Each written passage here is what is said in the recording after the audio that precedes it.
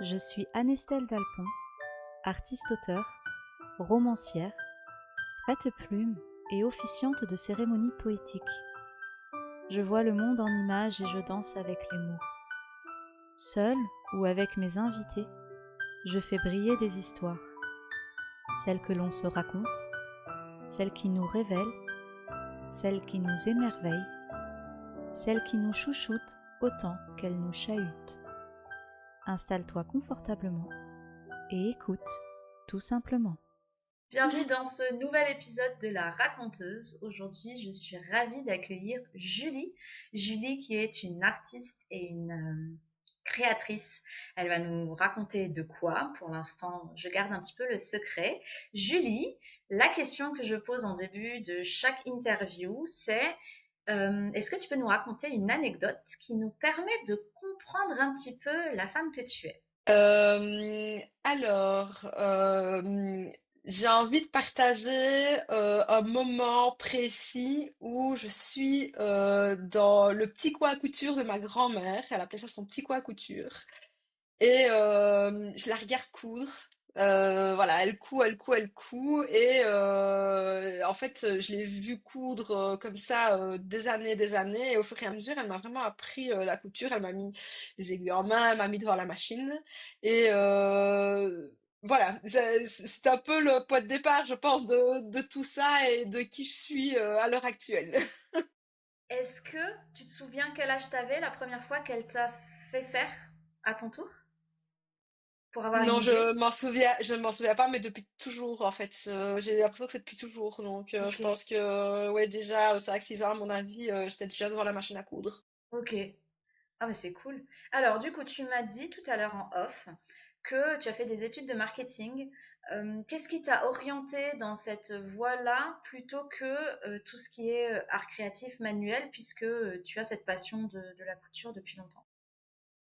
En vrai, c'est le côté un peu rationnel, le côté un peu objectif, parce que quand je suis sortie, que j'avais 18 ans et que j'ai dû choisir une voie, à la base, je voulais aller en stylisme. Mais alors, mes parents m'ont dit, écoute, ne fais pas ça, le stylisme, il y a trop d'appelés, il y a peu d'élus. Ça ne va pas aller, tu vas sortir de là et puis tu vas te retrouver sans boulot. Enfin voilà, il y avait le côté sécuritaire. Et puis ils m'ont dit, bah, fais des vrais, je le dis entre guillemets, des vraies études. Et puis si jamais tu as toujours envie après, bah, sans problème, tu pourras y aller.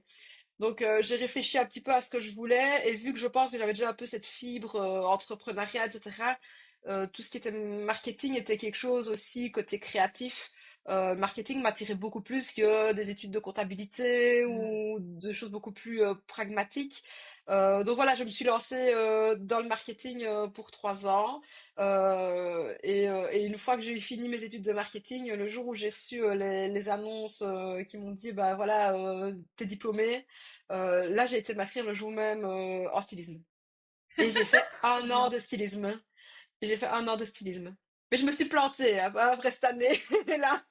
Pourquoi tu t'es plantée? C'est parce que tu t'es rendu compte Ah, que finalement ça te plaisait pas trop pas du tout, le... non. Il y avait le jury de fin d'année et je pense que je collais pas avec ce que les profs cherchaient. Ils cherchaient vraiment des trucs ultra artistiques qui étaient au-delà de ce que moi j'avais l'habitude de faire. Et même si voilà, ça m'a ouvert l'esprit.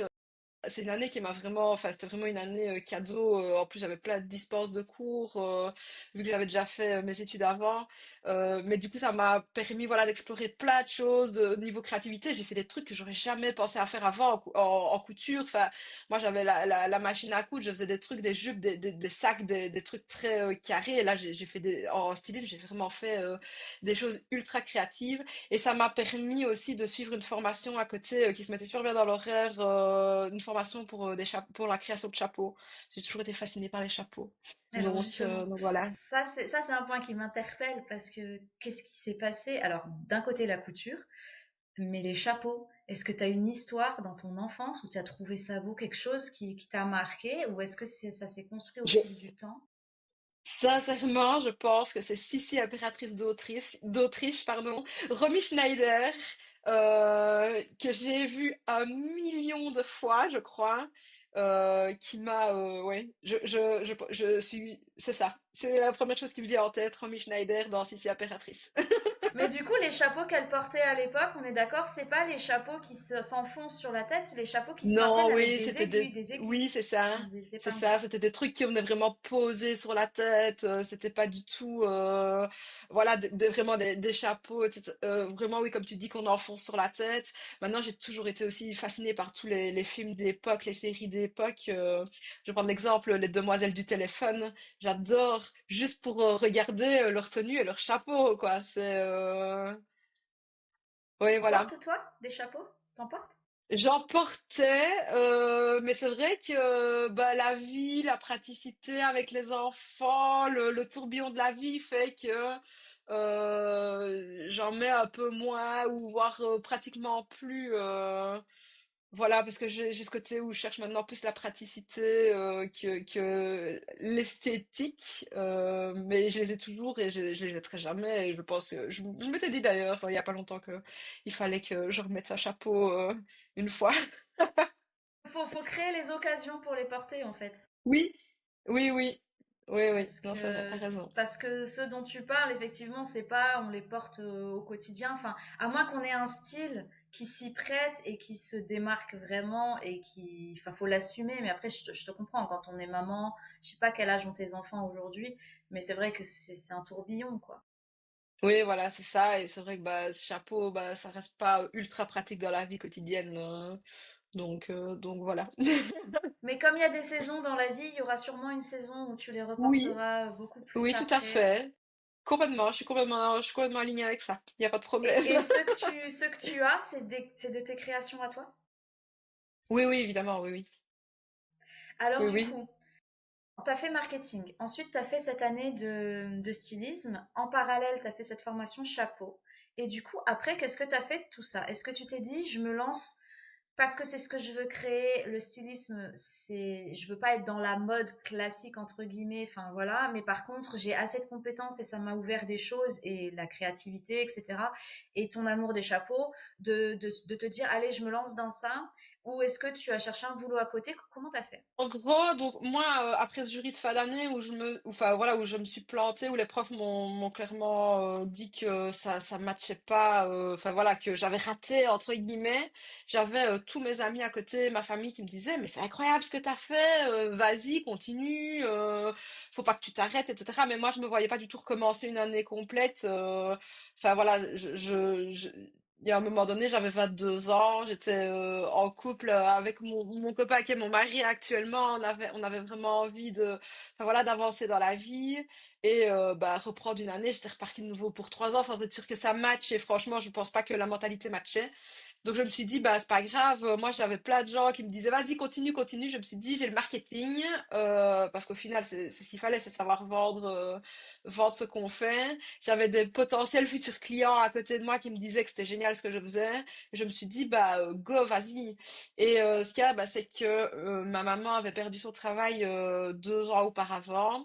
Et cette formation de chapeau, on l'a suivie ensemble. Donc, vu que ma maman avait passé 50 ans, très difficile de retrouver du travail, moi j'avais dit, bah écoute, lançons-nous là-dedans, faisons des chapeaux ensemble. D'où le nom de ma petite entreprise Jude Clos. Jude, c'est la contraction de mon prénom et de mon nom de famille, et Clos, c'est le surnom de ma maman. Donc, je pense qu'en fait, j'ai toujours eu un peu cette fibre entrepreneuriale. Je pense que j'ai toujours eu envie d'être un petit peu à mon compte.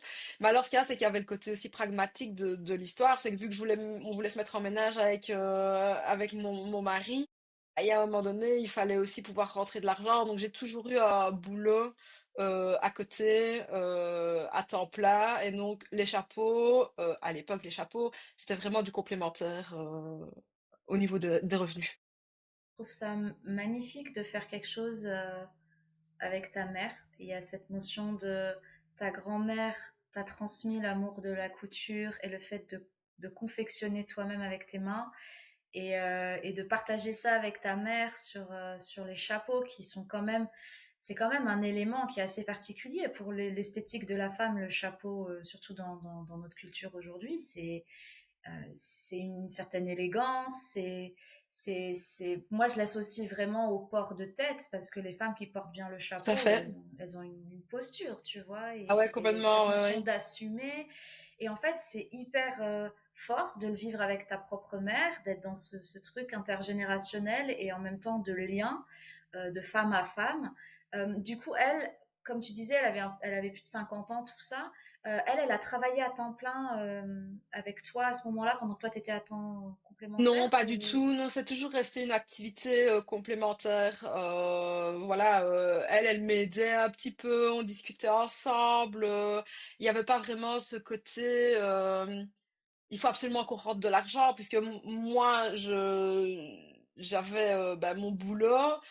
Elle passait, je pense que c'était même 55 ans. Enfin, je veux dire, elle avait plus envie non plus de devoir rentrer de l'argent absolument, etc. Enfin, je veux dire, on n'était pas du tout dans cette optique-là. Il y avait le côté, en fait, c'était vraiment la passion qui a vraiment pris le dessus, en fait, qui nous a parfois peut-être un peu cramé, mais c'était peut-être pas toujours, voilà, très rentable ce qu'on faisait, mais en tout cas, on était passionnés.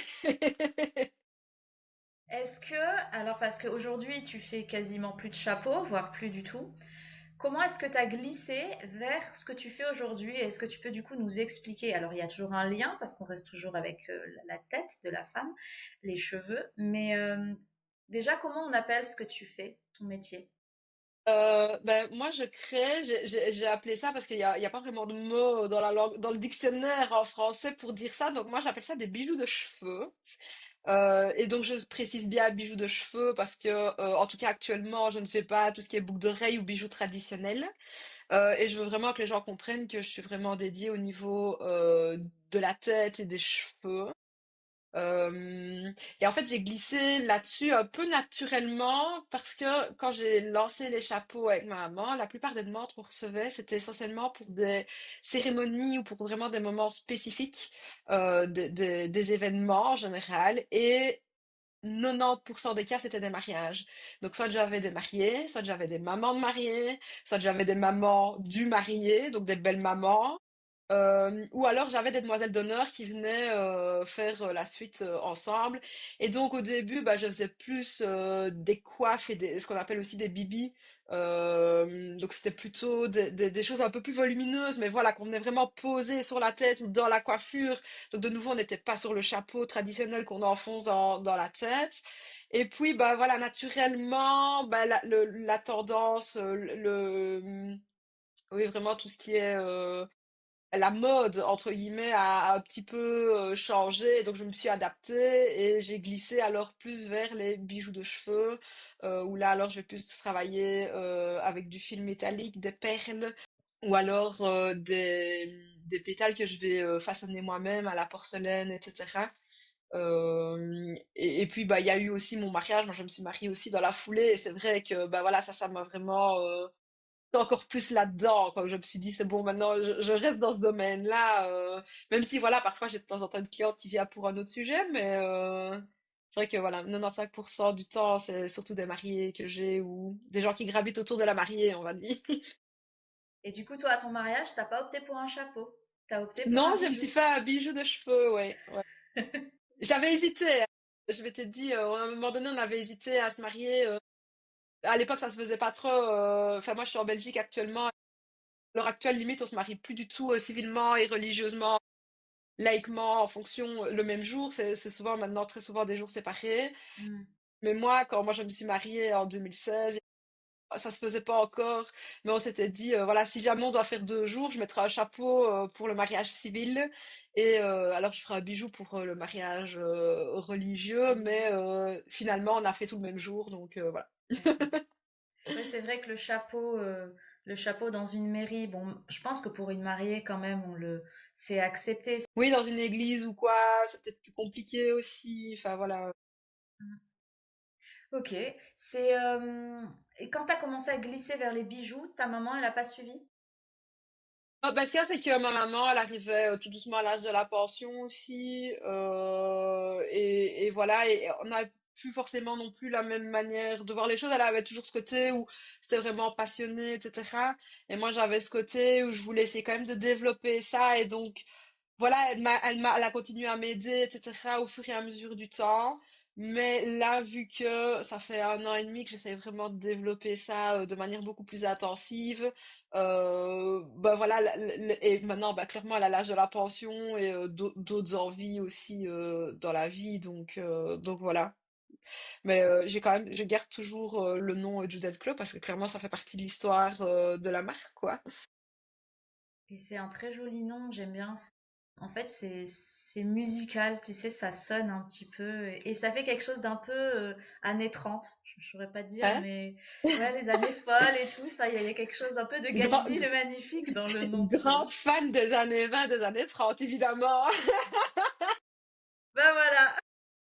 Et justement, par rapport au fait que tu veux développer ça, donc tu as, opté pour les bijoux que tu fais en majorité, des bijoux de cheveux, bijoux de tête, mais tu fais maintenant aussi des ateliers. Et est-ce que tu apprends aux personnes à faire leurs propres bijoux ou alors est-ce que tu es, parce que tu continues à faire de la couture et tu utilises aussi de la couture dans certaines des coiffes que tu fais, dans certaines des choses. Comment tu fais ça maintenant? Donc en fait, j'ai décidé de lancer des ateliers de couture essentiellement. Pourquoi? Bah parce que moi j'ai toujours vu ma grand-mère coudre et elle m'a transmis sa passion. Et j'avais un peu aussi ce besoin de transmettre ça aussi et de montrer à certaines personnes à quel point y a plein de personnes en fait autour de moi qui me disent oui moi je suis pas créative, je sais pas travailler de mes doigts, etc. Mais en fait tout le monde peut le faire et j'avais un peu cette envie là de dire bah si en fait c'est pas parce que t'as jamais touché une machine à coudre que t'es pas capable de faire une création à la machine à coudre, tout s'apprend en fait. Donc c'est un peu parti de ce constat là et voilà de l'envie de transmettre cette passion qui m'a été transmise par ma grand-mère.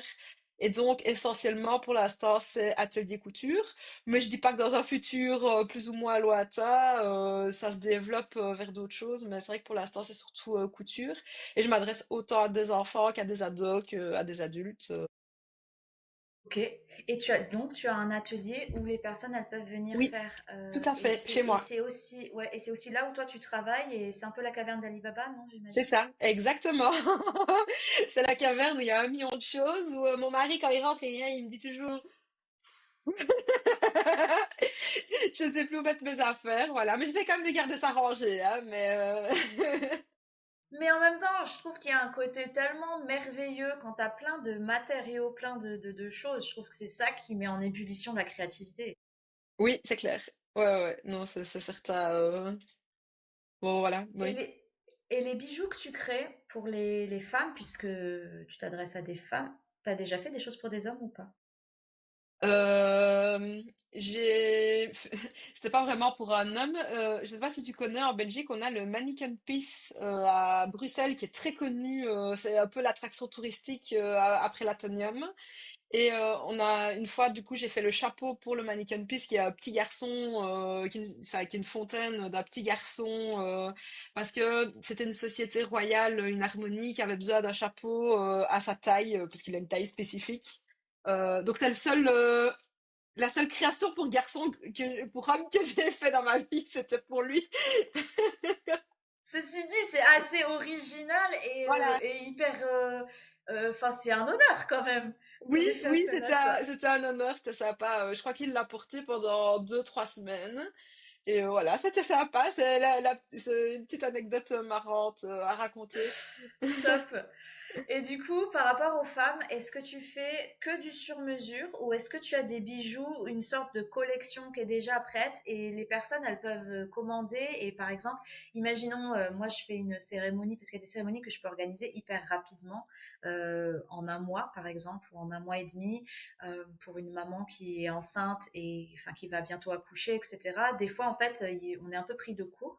Et, ou pour un enterrement d'une jeune fille, un mariage qui Mhm. est programmé assez rapidement. Est-ce qu'on peut commander rapidement quelque chose dans le sens où tu as déjà des œuvres faites ou est-ce que c'est tout du sur-mesure? Alors j'ai les deux. Je suis désolée, j'ai mes AirPods qui n'arrêtent pas de glisser hors de mes oreilles, donc je recommence. J'ai les deux. J'ai autant, voilà, j'ai toute une vitrine avec des choses qui sont accessibles directement. Sur mon site, j'ai aussi une petite collection d'une douzaine ou d'une quinzaine de créations pour donner une idée aussi aux gens de ce que je peux faire. Mais il est vrai aussi que la plupart de mes clientes qui viennent à l'atelier sont des clientes de la région et qu'elles cherchent surtout un bijou sur mesure. Euh, et alors là, on rentre vraiment dans le sur-mesure, dans la personnalisation, etc. Mais les deux sont faisables. J'essaye toujours de tenir un délai très court. Enfin voilà, si on me contacte et qu'on me dit j'aimerais bien ça, et il me le faut super rapidement, forcément, bah voilà, j'ai vraiment envie de faire plaisir et de le faire le plus rapidement possible. Donc il y a toujours moyen de s'arranger. En fait, voilà, moi je me dis, je suis créatrice. Mon but, enfin, l'avantage que j'ai sur toutes les grosses chaînes et la mondialisation à l'heure actuelle, c'est de fournir un service ultra personnalisé. Et donc, que ce soit, soit de la livraison rapide, soit de la création sur mesure. Moi, voilà, je considère que c'est super important. C'est ma plus-value, en fait. Mm. C'est chouette, c'est très chouette. Et du coup, par rapport, quand tu crées un bijou sur mesure, ça me parle parce que moi, c'est principalement ce que je fais aussi, du Ouais. sur mesure. Comment est-ce que tu arrives à concrétiser, à matérialiser par un objet? Comment tu sais sur quel type de perles ou quel type de style tu vas partir en fonction de ce que la femme, elle t'exprime? En gros, déjà, souvent, j'ai les personnes en face de moi. Alors déjà, là, je trouve qu'on sait déjà, on sait facilement, enfin, quand on a quelqu'un en face de soi, c'est beaucoup plus facile, déjà, que parfois j'ai déjà eu des clientes au téléphone, mais c'est vrai que là, c'est plus compliqué. Mais la personne en face de soi, déjà, elle va me dire pas mal dans son style, en face de, enfin, en Dans présentiel, ce on que va dire tu ça comme vois, ça. ouais. Dans sa manière de s'exprimer, je vais me rendre compte si c'est quelqu'un plutôt timide, plutôt extraverti. Je vais aussi toujours lui demander si elle a une photo de sa tenue, une photo de l'ambiance qu'elle veut représenter, est-ce qu'elle a envie que ce bijou se voit sur toutes les photos? Est-ce qu'elle a envie que ce soit plutôt discret dans ses cheveux à l'arrière? Euh, qui, qui- Enfin voilà, j'essaye vraiment de parler au maximum avec la personne pour essayer d'avoir un maximum d'informations. Et puis alors, forcément, quand elle est en face de moi, je vais lui proposer différentes choses. Je vais lui dire, est-ce que ce genre-là, tu aimes bien ou pas? On va essayer. Alors souvent, elle va me dire, ok, ça j'aime bien, mais je suis pas très fan de cette partie-là du bijou. Alors ok, on peut changer, on peut améliorer. Et puis elle va me dire, ah, j'aime bien un peu de ça. Est-ce qu'il y a moyen de faire un mélange entre ça et ça? Mais j'ai aussi peut-être envie, je sais pas, par exemple, d'une petite couleur avec, ou j'ai envie, voilà, que ce soit sur un serre-tête et pas une pinette dans les cheveux. Donc voilà, c'est vraiment une discussion en fait que j'ai avec la personne en face de moi. Et alors, enfin, je trouve ça super chouette de co-créer en fait. Parce que Oui, c'est un peu toi, ça. as les ressources et tu lui présentes, parce que c'est vrai que, enfin, moi, je sais que je peux avoir une idée de l'ambiance, une idée, mais en fait, on visualise pas que toi, tu as énormément de choses dans ta tête et du coup, tu peux présenter pour que ça devienne plus palpable et plus concret et la personne, elle peut choisir et je trouve que c'est une approche qui est vraiment chouette.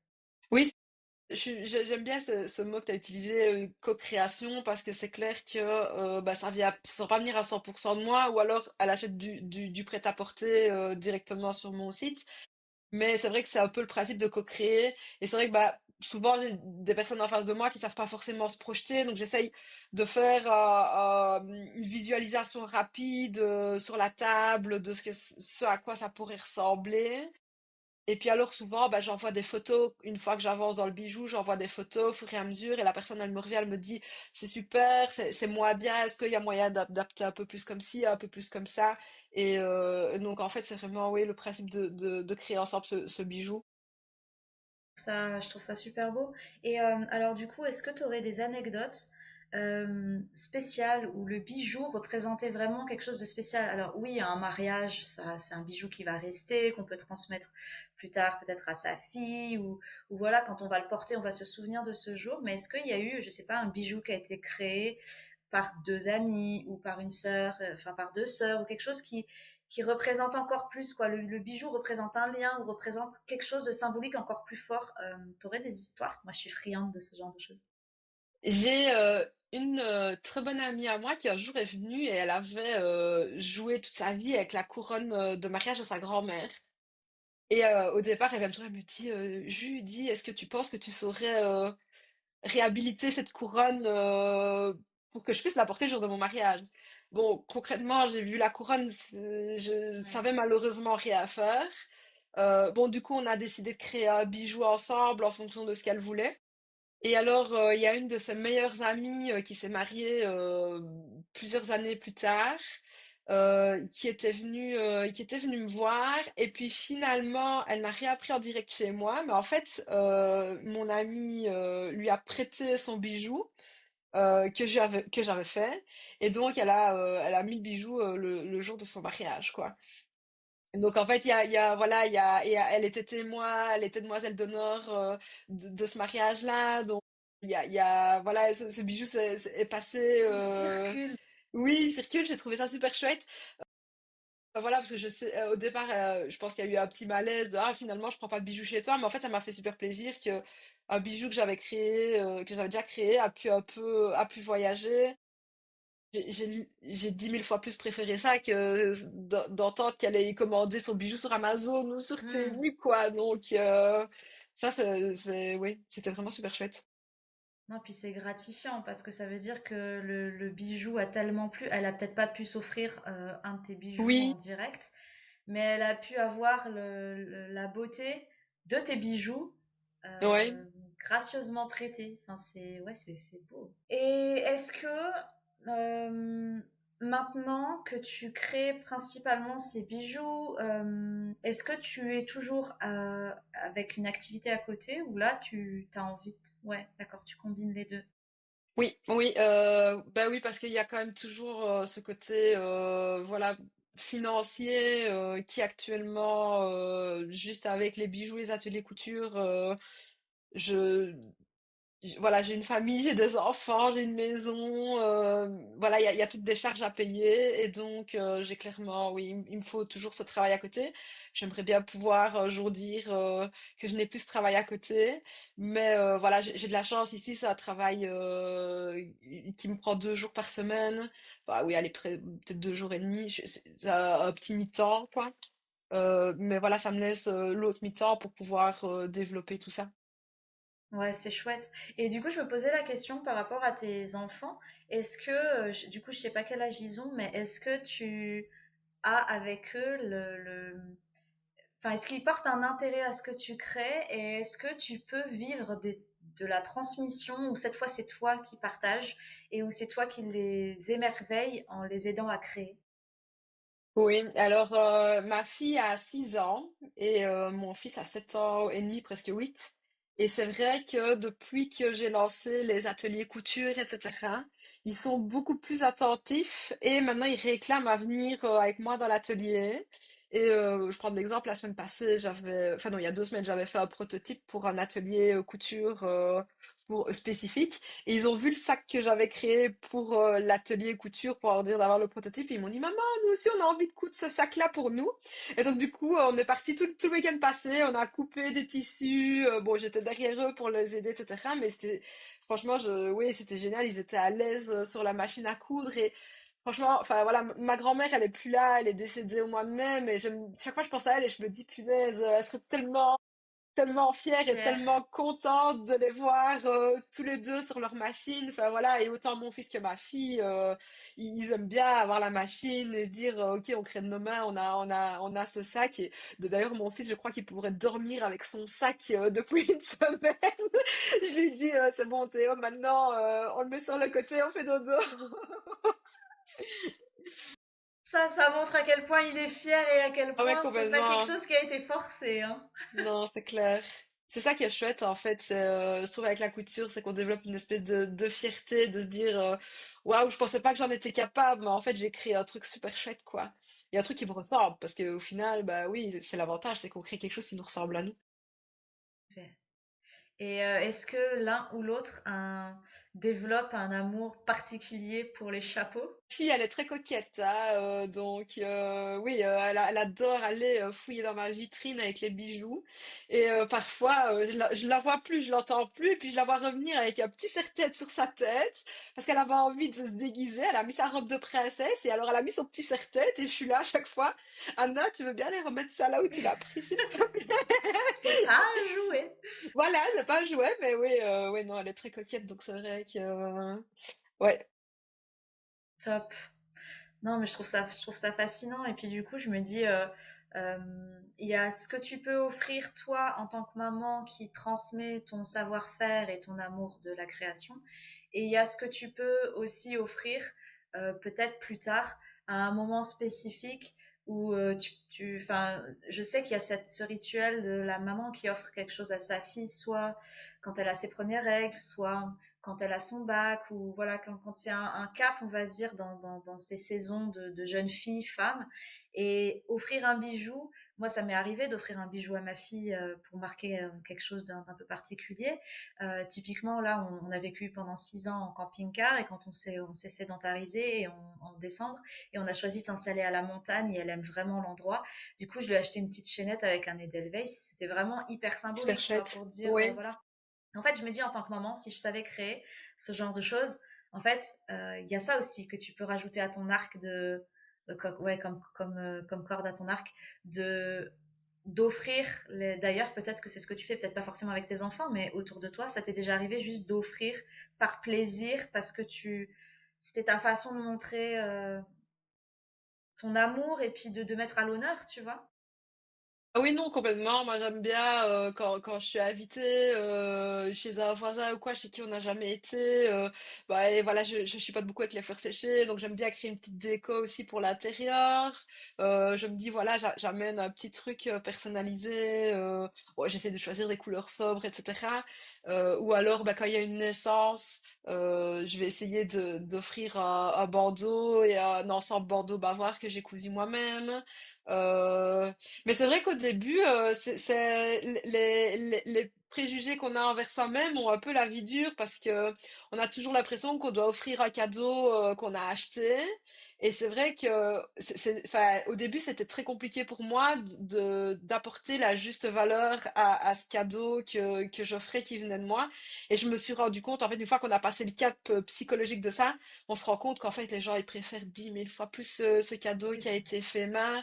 Et même s'il m'a coûté forcément moins cher, mais j'y ai passé du temps, mais il m'a coûté moins cher parce que forcément, ça m'a juste coûté les matières premières. Au final, il a beaucoup plus de valeur aux yeux des gens que si j'avais acheté un truc tout fait au magasin, en fait. Mais c'est exactement ça, parce que moi, j'ai jamais eu cette truc de. Je pense que ça dépend aussi des croyances qu'on a et de notre Oui, vécu. et de Mais l'éducation qu'on a reçue c'est aussi, ça, c'est ça joue ça. beaucoup. Mais c'est vrai que moi, j'ai grandi avec une maman qui faisait beaucoup de choses de ses mains parce que ben, on n'avait pas beaucoup de moyens. Et en fait, on se faisait beaucoup des cadeaux mutuellement, des cadeaux de déco ou des petites choses comme ça. Et, euh, et c'est vrai qu'à Noël, encore aujourd'hui, souvent, à mes parents et à mes beaux-parents, j'offre des on passe du temps et ça demande énormément de temps. Ça coûterait moins Ouais, cher ouais. d'acheter une petite truc de chocolat. Mais nous, on fait nous-mêmes soit nos petits biscuits qu'ensuite on va décorer, soit.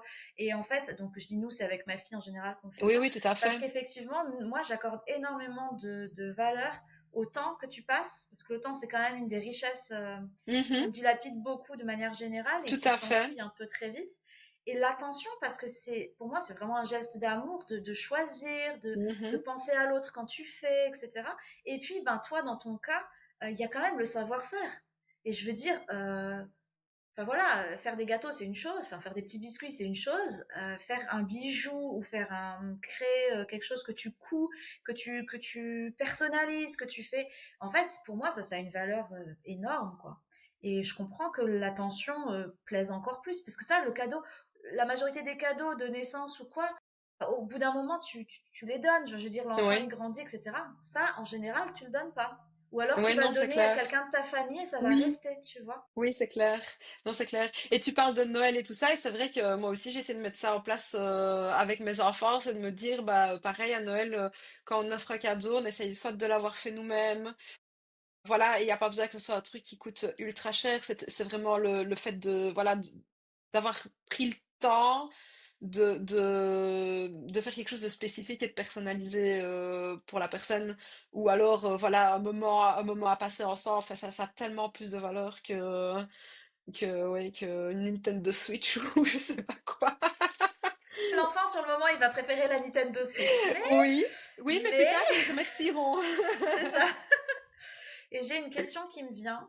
C'est, est-ce que c'est déjà arrivé parce que je sais que par exemple pour des enterrements de vie de jeune fille ou quoi, il y a des activités qui sont proposées pour créer soit des bouquets, soit des bougies qui vont ensuite être offertes à la future mariée, mais en fait c'est les femmes qui sont avec elle qui vont Mhm. co-créer ça. Est-ce que toi tu as déjà réfléchi, peut-être tu as déjà eu la demande, peut-être que c'est pas encore réalisable, mais du coup dans ta région, de proposer ça pour que en fait, l'activité soit que que les invités puissent créer, co-créer avec toi un bijou que la mariée pourrait porter, par exemple, le jour J.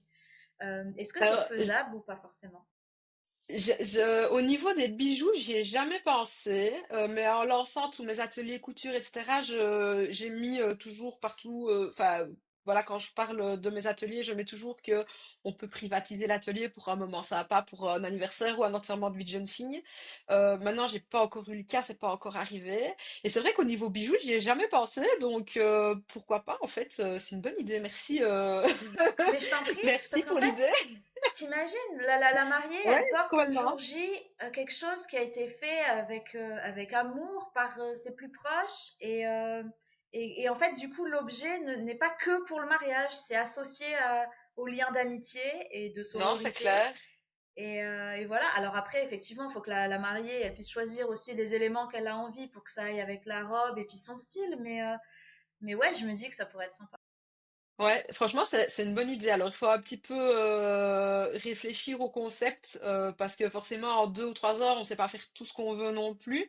Parce que parfois, quand je fais de la porcelaine froide et tout ça, il y a du temps de séchage, etc. Mais franchement, je trouve l'idée incroyable. Écoute, j'ai bien fait de venir aujourd'hui. En fait, ça se trouve, il y a des petites choses que tu peux avoir préparées toi en amont. Tu peux avoir des petites Oui, fleurs qui oui, sont déjà oui. faites Non, en c'est clair. porcelaine, comme tu dis. Et puis après, elles vont l'assembler. Et peut-être qu'effectivement, il y a des choses, ça demande un savoir-faire. Il n'y a que toi qui peux le faire. Mais ouais, je me dis que moi, c'est quelque chose que je kifferais. Alors moi, je suis mariée depuis longtemps, mais que je kifferais en fait, de me dire, je porte Ouais, quelque chose j'avoue, qui ouais, a c'est génial. un petit bout de Oui, toutes mes invitées, tu vois. ouais, ouais. Non, c'est clair. J'y avais franchement j'ai jamais pensé. Ce que je fais encore bien, c'est, tu sais, sur Instagram, quand j'ai une mariée qui hésite, ça m'arrive de poster des photos, de demander à la communauté, ah, vous aimez plutôt ça ou ça, en sachant, bah voilà, que de toute façon, la mariée, elle prend ou pas la vie des gens. Et ça, je vois bien que les gens, ils aiment bien aussi. Donc c'est vrai qu'en fait, le faire en Participer. direct et avec vraiment les gens autour de la personne, c'est vrai que c'est vraiment une bonne idée. Ouais, bah Ouais. écoute, moi c'est parce que voilà, en termes de symbolique, je trouve ça beau. Et puis bah voilà, l'idée elle a popé comme ça. Mais de toute façon, quand on discute et que, en fait, forcément, il y a des idées qui arrivent. Voilà, j'avais pas du tout pensé à cette question hein, quand j'ai préparé Ah l'interview. oui, Et non, tu non, vois, je c'est me en doute. Ouais, échangeant. c'est super chouette. Donc voilà, deux cerveaux créatifs valent mieux qu'un. En tout cas, je pense on a fait déjà un joli tour de ce que tu proposes, de ce que tu fais, de ce qui t'anime aussi. Est-ce que tu aurais, pour conclure, une dernière anecdote? Allez, on va partir sur quoi? Est-ce que dans quelque chose que tu as créé, tu aurais eu les larmes aux yeux, soit quand tu l'as créé, soit quand tu as vu la personne à qui tu l'as donné au moment où elle l'a découvert? Est-ce que tu as déjà vécu ça? Je pense que là où ça m'a le plus touchée à chaque fois, c'est quand c'est des amis proches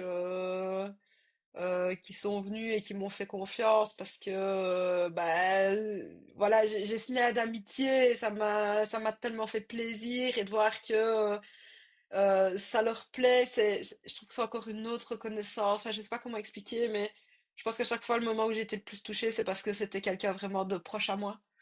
Bah, Euh, mais je comprends parce que, en fait, il y a tellement de choses qui existent que le fait qu'elles reviennent à toi et à ton art, ça veut dire qu'elles y accordent mhm, de la, de enfin, elles trouvent l'importance. ça beau et qu'elles trouvent Oui. ça bien fait et que voilà, parce que surtout quand on porte un bijou pour un événement important, si c'est la cousine qui fait un truc un peu, voilà, et que c'est pas, enfin, tu vas pas oser le porter, tu vois. Donc le Mhm. fait que là, elles connaissent ton travail et qu'elles viennent, je comprends que ça soit très émouvant de partager Oui, ça. et puis forcément, bah, j'étais enfin, j'étais là au mariage aussi, donc le fait de le voir dans les cheveux, parce que souvent, enfin voilà, j'ai des clients super chouettes qui souvent m'envoient des photos plusieurs mois après, quand je reçois les photos du photographe, elles sont super contentes de m'envoyer la photo, et à chaque fois ça me fait, enfin voilà, ça me touche à chaque fois, je me dis chouette, mais quand c'est en vrai et que t'es vraiment là sur place et que tu dis elle est trop belle et j'ai pu mettre une petite touche de Ouais, peps dans ses cheveux et ça lui va tellement bien et voilà, donc ça c'est vrai que ouais, c'est c'est super top. chouette. Ben, merci Julie, c'était super cet Merci échange à avec toi. toi. Je te souhaite de pouvoir bientôt quitter ton boulot dans le marketing pour pouvoir réaliser plein de bijoux et des chapeaux. Sait-on jamais? Oui, on sait jamais, je pourrais très bien y retourner un jour, hein, Et oui, on sait jamais pas. fermer la porte. Exactement. En tout cas, je te souhaite une longue vie et une belle vie à toi et à ton atelier magique. Merci, merci à toi, merci pour l'accueil. Avec grand plaisir. À bientôt. Ciao. Salut.